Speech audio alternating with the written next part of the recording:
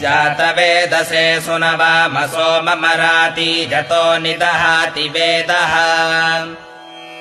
स नः पर्षदति दुर्गाणि विश्वानावेव सिन्धुम् दुरितात्यग्निः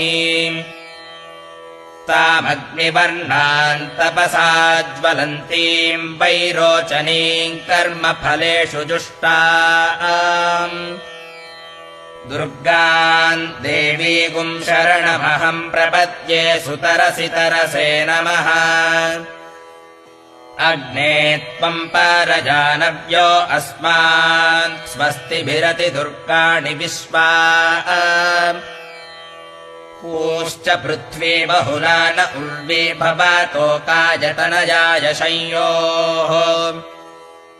विश्वानि नो दुर्गः जातवेदः सिन्धुन्न नावादुरितातिपर्षी